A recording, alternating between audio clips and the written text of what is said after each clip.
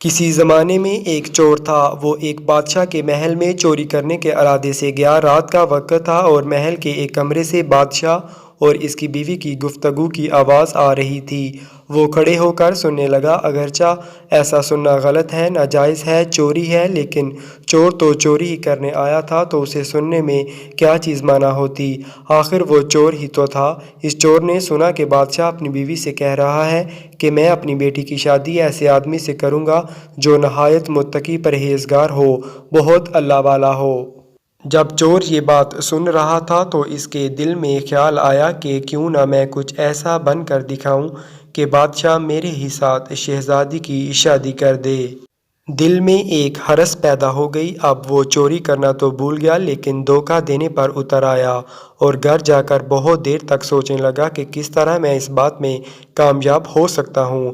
پھر ایک تدبیر اس کے ذہن میں آئی کہ بادشاہ کے محل کے قریب ایک مسجد ہے، اس میں جا کر بزرگانہ لباس پہن کر اور ان کی واضح قطع اختیار کر کے وہاں دن رات عبادت میں مشغول ہو کر بیٹھ جاؤں تو شاید یہ بات بادشاہ تک ضرور پہنچے گی کہ کوئی آدمی یہاں ایسا متقی پرہیزگار ہے جو دن رات اللہ کی عبادت میں مصروف ہے، تو ہو سکتا ہے کہ بادشاہ کی نگاہ میرے اوپر پڑ جائے اور میں شہزادی سے شادی کے لیے چن لیا جاؤں۔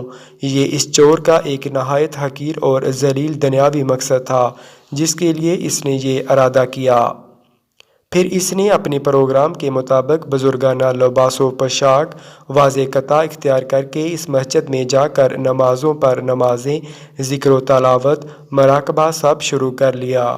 دن گزرتے رہے اور لوگوں میں شہرت ہوتی گئی کہ کوئی اللہ والے بہت بڑے ولی یہاں آ گئے ہیں جو دن رات عبادت کرتے ہیں، یہاں تک کہ یہ بات بادشاہ تک پہنچ گئی کہ یہاں کوئی اللہ والے آ کر بیٹھے ہیں۔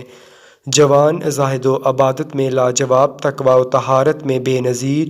جب بادشاہ کو یہ بات معلوم ہوئی تو انہوں نے اپنے ارادے کے مطابق غور و فکر شروع کر دیا کہ شہزادی کے متعلق جو سوچا تھا اس کے لیے اسی کا انتخاب کیوں نہ کر لیا جائے۔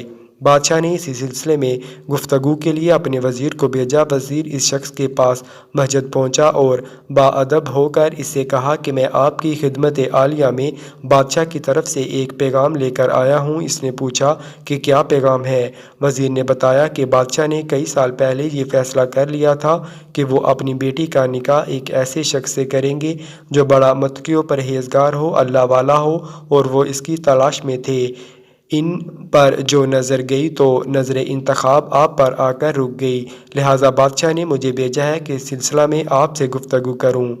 یہ شخص جو دراصل اسی تمنا و آرزو میں یہاں آ کر بیٹھا تھا بہت دیر تک وزیر کی گفتگو سنتا رہا۔ اس کے بعد اس کی آنکھوں سے آنسو جاری ہو گئے۔ وزیر نے پوچھا کہ کیا بات ہے؟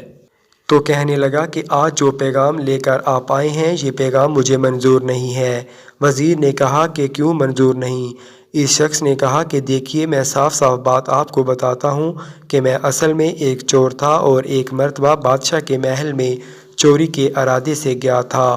پھر جو کچھ بھی ہوا اس کو سنایا اور اس کے بعد اسی چور نے کہا کہ میں نے تو یہ واضح قطعی اسی ہرس کی وجہ سے اختیار کی تھی، لیکن میں یہاں آ کر بیٹھا تو میرے خدا نے مجھے اپنا بنا لیا۔ اب بس اس کے بعد مجھے اور کسی چیز کی ضرورت نہیں، میرے لیے میرا خدا کافی ہے۔ بے شک جب عبادت عبادت ہو جائے، نماز نماز ہو جائے، ذکر ذکر ہو جائے اور ہماری دیگر عبادتیں واقعی عبادتیں ہو جائیں تو بے شک یہ نمازیں اور عبادتیں انسان کو برائیوں سے روکتی ہیں۔